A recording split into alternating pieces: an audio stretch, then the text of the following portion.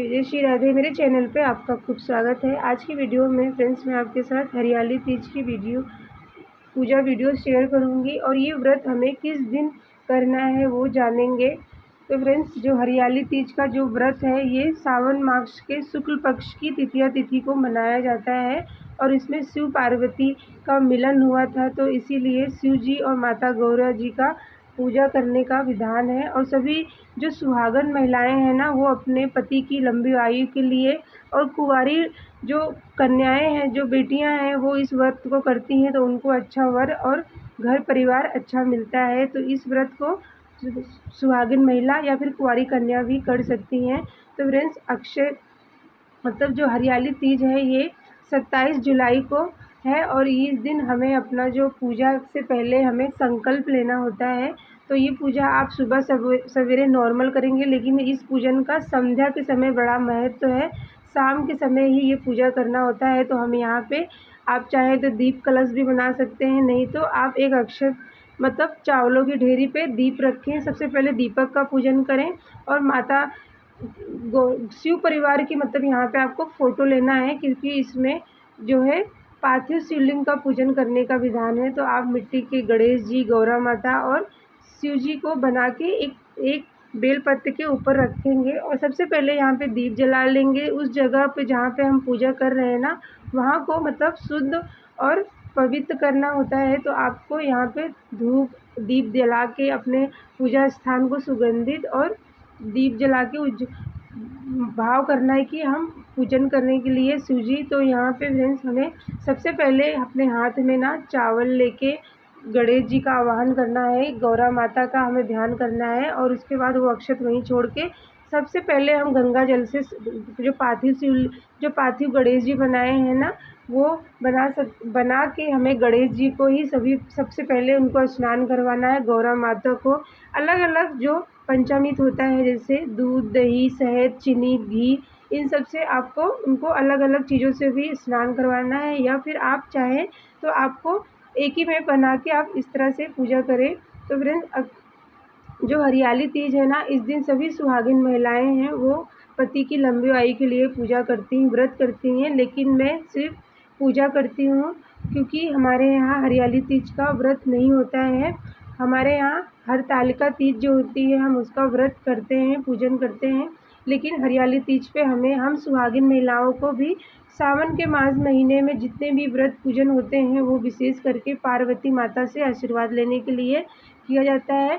और इस दिन हम अगर पूजन अर्चन को व्रत नहीं भी करते हैं तो हमें पूजा ज़रूर से करना चाहिए। तो फ्रेंड्स, यहाँ पे ना सभी को हमने पंचामृत से अलग अलग चीज़ों से स्नान करवा के अब ना हम सबसे पहले गणेश जी को हल्दी कुमकुम लगाएंगे, माता गौरा को भी हल्दी कुमकुम लगाएंगे, क्योंकि इस पूजन में, किसी भी पूजा में हमें गणेश जी का, गौरा माता का ही ध्यान करना चाहिए। तो सभी पे हम मतलब गणेश जी और माता गौरी को हल्दी कुमकुम, सिंदूर अर्पित करेंगे, अक्षत अर्पित करेंगे और उसके बाद हम यहाँ कलावा रूपी वस्त्र गणेश जी को, जनेऊ पहनाएंगे माता गौरी को। आप यहाँ पे जो है कलावा के रूप में जनेऊ मतलब कलावा पहना दें और यहाँ पे अब गणेश जी को आप जनेऊ पहनाएं, उनको दुर्वा चढ़ाएं, फूल से उनका श्रृंगार करें। और यहाँ पे फ्रेंड्स, आप जो है जब भी आप पूजन करें ना, तो आपको शिव जी का या फिर गणेश जी का मंत्र मनी मन जाप करते रहना चाहिए। तो इस पूजन में फ्रेंड्स, संध्या के समय हमें ये पूजा करना होता है। शाम के समय, सुबह तो आप नहा धो के अच्छे से पूजा, जो नॉर्मल पूजा आप रोज़ करते हैं वही करें, अपने व्रत का संकल्प लें। और इस पूजन में अन्न का त्याग किया जाता है, अन्न नहीं खाया जाता और इसे निराजल व्रत किया जाता है। तो इस बात का आपको ध्यान कर, और बाल भी फ्रेंड्स एक दिन पहले ही धो लेना चाहिए। और फ्रेंड्स, यहाँ पे हमें जितने भी गणेश जी का हमने जो भी पूजा किया है ना, उन सब पे आपको बेलपत्र ज़रूर से रखना है। तो सबसे, क्योंकि शिव परिवार में बेलपत्र चढ़ाना विशेष है और सावन का महीना चल रहा है, तो इसमें बेलपत्र का सबसे ज़्यादा महत्व है। तो आप यहाँ पे जितने बेलपत्र आपको मिल जाए ना, उतने आप बेलपत्र आप जो है शिव परिवार पे चढ़ा सकते हैं। तो सबसे पहले गणेश जी, माता गौरी को बेलपत्र चढ़ाएं, अक्षत चढ़ा दें। अगर आपके पास उनको जो है भांग धतूर है ना, तो शिव जी पे चढ़ाएं। और उसके बाद आपको ना इत्र ज़रूर से चढ़ाना है। इस पूजा में फ्रेंड्स 16 श्रृंगार करके ही पूजा किया जाता है। हम महिलाएं जो होती हैं सुहागिन, वो 16 श्रृंगार करते हैं। अपने हाथों में मेहंदी लगाना और हरी चूड़ी पहनना और हरे कपड़े पहनने का बहुत महत्व है। जो आसन देंगे ना, आप हरा भी दे सकते हैं, लाल या पीला भी रख सकते हैं, लेकिन इसमें सबसे ज़्यादा हरी चीज़ों का हमें इस्तेमाल किया जाता है। और फ्रेंड्स, यहाँ पे सभी का पूजन करने के बाद ना, गणेश, माता गौरी, शंकर जी का पूजा करने के बाद उनको जल अभिषेक जो करवाएं, उसके बाद जो फ़ोटो को भी आपको हल्दी कुमकुम, गणेश जी को, माता गौरी को, सभी को सिंदूर लगाना है। गणेश जी का पूजन करने के बाद ना आपको शिव जी पे अष्टगंध या फिर चंदन लगाना चाहिए और उसके बाद सभी को अक्षत अर्पित करें।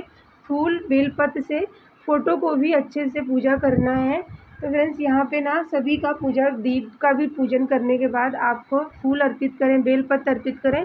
और जो इस पूजन में माता गौरा को, मतलब पार्वती माता को हमें श्रृंगार चढ़ाना होता है, तो आप यहाँ पे हरी साड़ी, हरी चुनरी या फिर लाल चुनरी चढ़ा सकते हैं। लेकिन हरी चीज़ों का बहुत ज़्यादा से महत्व है, क्योंकि ये हरियाली तीज है ना, तो इसमें हरी चीज़ें जैसे साड़ी हो गई है और 16 श्रृंगार का है, सिंदूर, बिंदी, चूड़ियाँ हो गई हैं, मेहंदी।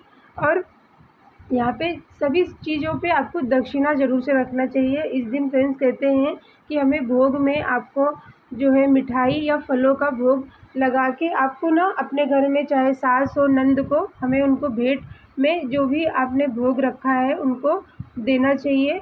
और यहाँ पे अभी सभी को भोग अर्पित करने के बाद ना, अब हम यहाँ पे माता पार्वती को 16 श्रृंगार अर्पित करेंगे। तो आपके पास अगर हरी साड़ी है तो आप उनको चढ़ा सकती हैं, और नहीं तो आप चूड़ी, बिंदी और एक चुनरी भी चढ़ा के आप उन पे कुछ दक्षिणा और बेलपत्र और गुलाब का फूल रख के आपको जो है हरियाली तीज के दिन, इस दिन पूजन करना चाहिए। तो फ्रेंड्स, आप इसको अब हम एक एक सामान है ना माता गौरा के लिए यहाँ पे चढ़ाएंगे और उनका मन ही मन ध्यान करते रहेंगे, क्योंकि इस पूजन को करने से कहते हैं कि हमें माता गौरा जी का आशीर्वाद मिलता है। और इसी दिन उनका शिव जी से मिलन हुआ था, मतलब वो मिले थे, तो इसीलिए इस व्रत को सभी सुहागिन महिलाएं करती हैं। नहीं तो आप व्रत नहीं भी करती हैं तो आपको पूजा ज़रूर से करना चाहिए।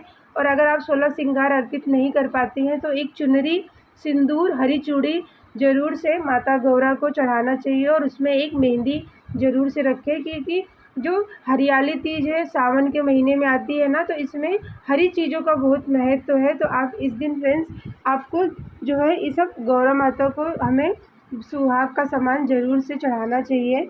तो यहाँ पे सभी को अच्छे से पूजन और सुहाग का सामान चढ़ाने के बाद ना हमें आरती करना है। और आरती करते करते सबसे पहले गणेश जी का हम यहाँ पे ध्यान करेंगे, उसके बाद हम यहाँ पे शिव जी की आरती करेंगे और आरती को ठंडा करने के बाद क्षमा अर्चना करेंगे। तो फ्रेंड्स, आपको ना जो अपने पार्थिव शिवलिंग परिवार, मतलब गणेश जी, माता गौरी और शिव जी का जो यहाँ पार्थिव लिंग बनाया हुआ है ना, तो आपको विसर्जन भी इसी दिन करना होता है। लेकिन आपको चौकी अगले दिन उठाना होता है, क्योंकि चौकी हम शाम को पूजा करेंगे, उसके बाद हमें चौकी अगले दिन सुबह उठाना होता है। और जो पार्थिव जो शिव परिवार आपने बनाया है ना, आप किसी बाल्टी में या किसी साफ बर्तन में पानी भर ले और उसको शाम के समय ही पूजन करने के बाद आपको विसर्जन कर देना है। और अगले दिन आप इस मिट्टी जब पूरी तरह से गल जाए ना, तो आप किसी भी गमले में डाल सकते हैं। तो फ्रेंड्स, यहाँ पे ना मैंने बहुत ही सरल तरीके से आपको हरियाली तीज की पूजा विधि बताई है। तो मिलते हैं फ्रेंड्स मैं आपको अगली वीडियो में, तब तक के लिए जय जय श्री राधे।